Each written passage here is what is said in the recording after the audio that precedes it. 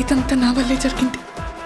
కళ్ళు మూసినా తెరిచిన చంద్రికనే కనిపిస్తుంది. Watch our web series Constable Kanakam Season 2 streaming now on ETV Win app.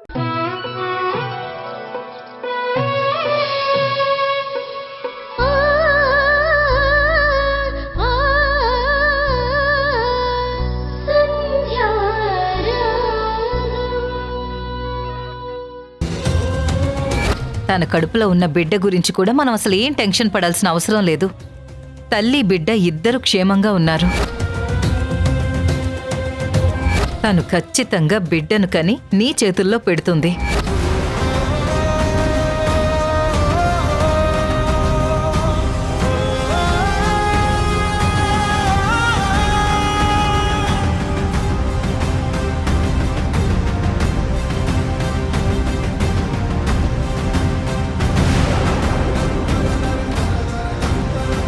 సంధ్య, నిద్రపోకుండా ఏం ఆలోచిస్తున్నావు? నువ్వింకా వింధ్య గురించి ఆలోచిస్తున్నావా? అది కాదండి, తనకి లైఫ్లో ప్రెగ్నెన్సీ వచ్చే ఛాన్స్ లేదని చెప్తూ ఉంటే వీళ్ళేంటండి ప్రెగ్నెన్సీ కన్ఫర్మ్ అయ్యింది, తల్లి బిడ్డ సేఫ్ అని ఫోన్ చేసి చెప్తున్నారు. అసలు అక్కడేం జరుగుతుంది? మౌనిక అబద్ధం ఆడడం వల్ల వింధ్య పొరబడుతుంది.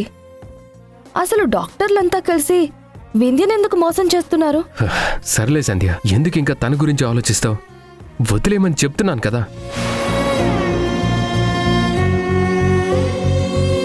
నువ్వు ఆలోచించాల్సింది వింధ్య గురించి, తన బిడ్డ గురించి కాదు, నీ కడుపులో ఉన్న బిడ్డ గురించి. వింధ్యకి ఏమైపోతుందో అని కాదు నువ్వు ఆలోచించాల్సింది. నీ మీద ఆశలు పెట్టుకున్న నేనేమైపోతాను, మా అమ్మ ఏమైపోతుంది, మా చెల్లేమైపోతుందని మన గురించి ఆలోచించాలి. మన భవిష్యత్ ఏంటని ఆలోచించాలి. చూడు, ఇప్పటికే పురుట్లో బిడ్డని పోగొట్టుకుని బాధపడ్డాం. మనందరం పుట్టబోయే బిడ్డ మీద గంపెడు ఆశలు పెట్టుకుని ఉన్నాం. ఇవన్నీ వదిలేసి ఇంకా వింధ్య గురించి ఆలోచించడం ఎంతవరకు కరెక్ట్? సంధ్య, నిన్ను చేతులెత్తి వేడుకుంటున్నాను, ఆ వింధ్య గురించి వదిలే. తను గర్భవతి అయితే మనకేంటి, కాకపోతే మనకేంటి? అప్పటికీ ఆ విషయం మనం చెప్పాలనుకున్నాం, కానీ కుదరలేదు. వాళ్ళెవరూ మనం చెప్పిన అర్థం చేసుకునే పరిస్థితుల్లో లేరు. పోనీ ఫోన్ చేద్దాం అనుకుంటే నంబర్ బ్లాక్లో పెట్టిందన్నావు. ఇంకా ఇవన్నీ మనకెందుకు చెప్పు? ఎవరి జీవితంలో సమస్యలు వాళ్లే చూసుకోవాలి. ఈరోజు కాకపోయినా రేపైనా వింధ్య గురించి నిజం తెలుస్తుంది. తన బాధ తను పడుతుంది. అయినా మన బాధలు మనకున్నాయి కదా, అర్థం చేసుకో సంధ్య. సంధ్య, పడుకో. నువ్వు హ్యాపీగా ఉండాలి, బాగా రెస్ట్ తీసుకోవాలి.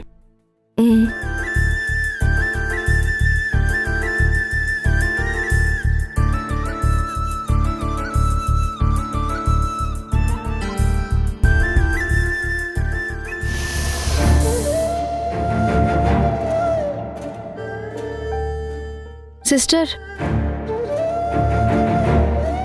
ఏంటి?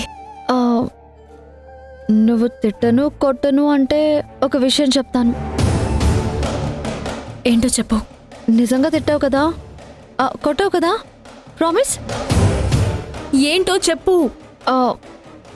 ఇదిగో ఇలా అంటావని నేను ముందుగా అడుగుతున్నాను. నన్నేమనొద్దు ప్లీజ్.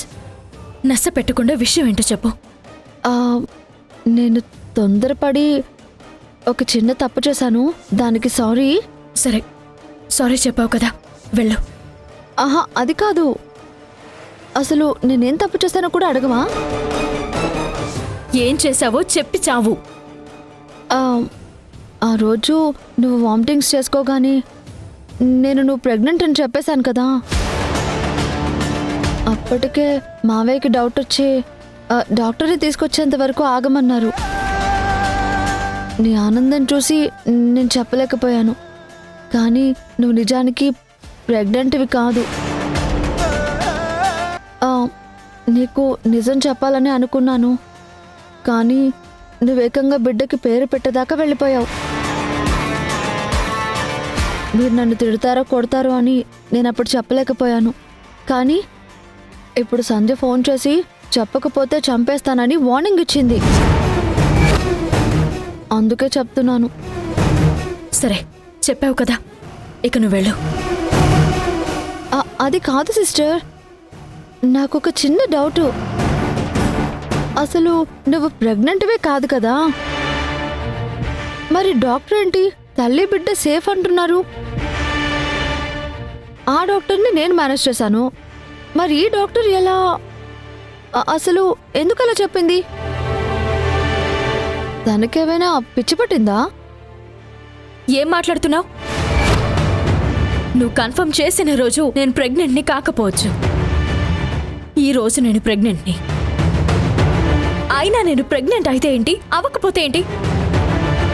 అసలు ఈ విషయం సంధ్య నాతో చెప్పమని నీకు చెప్పిందా, లేక ఇంకెవరితో అయినా చెప్పమందా? అయ్యో లేదు లేదు, నీకు ఒక్కదానికే చెప్పమనింది. చూడు, ఇంకెవ్వరికి ఏమీ చెప్పాల్సిన అవసరం లేదు. నేనిప్పుడు ప్రెగ్నెంట్ని. డాక్టర్ కూడా చెప్పారు కదా, తల్లి బిడ్డ ఇద్దరూ సేఫ్. అర్థమైందా? ఇంకొకసారి సంధ్య ఫోన్ లిఫ్ట్ చేయకు. అలాగే సిస్టర్. కాకపోతే నువ్వు ప్రెగ్నెంట్వి కాదన్న విషయం నీకో బావకో చెప్పమని అంత ఖచ్చితంగా చెప్పింది కదా, ఎందుకంటావు? అదే వదిలేయమన్నాను. నువ్వు నాకు చెప్పావు కదా, ఇక్కడి నుంచి వెళ్ళు. ఈ విషయంలో నన్ను ఎక్స్క్యూజ్ చేసినందుకు చాలా థ్యాంక్స్ సిస్టర్.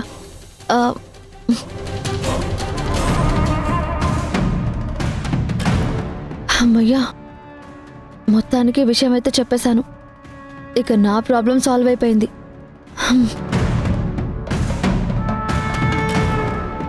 నేను ప్రెగ్నెంట్ కాదన్న విషయం నాకు రాజేష్కో చెప్పమని మౌనికకెందుకు ఫోన్ చేసింది? అంటే తనకి ముందు నుంచే తెలుసు. తెలిసి కూడా నాకెందుకు చెప్పలేదు? ఎందుకు డ్రామా ఆడుతుంది? నాకు మళ్ళీ పిల్లలు ఎందుకు కలగడం లేదు? అసలు నాకు వచ్చిన సమస్య ఏంటి? నా సమస్య సంధ్యకి తెలుసా? అసలు నాకున్న సమస్యకి సంధ్యకి సంబంధం ఏంటి?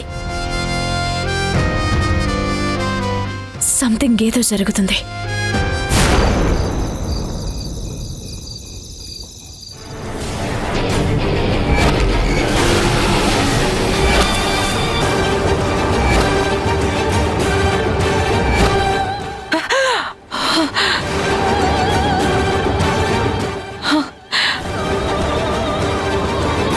వాణి, ఏమైంది?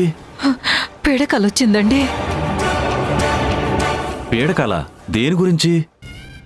పాపం సంధ్య బిడ్డ ఒకసారి పురుట్లోనే చనిపోయింది కదా, అదే కల మళ్ళీ వచ్చిందండి. సంధ్య కడుపులో ఉన్న బిడ్డ చనిపోయినట్టు కలొచ్చింది. నువ్వు ఎక్కువగా ఆలోచిస్తున్నావు కాబట్టి అలాంటి కలలు వస్తున్నాయి. ఎప్పుడో జరిగిపోయిన దాని గురించి ఆలోచించకు. మళ్ళీ పుట్టే బిడ్డ కూడా అలాగే చచ్చా,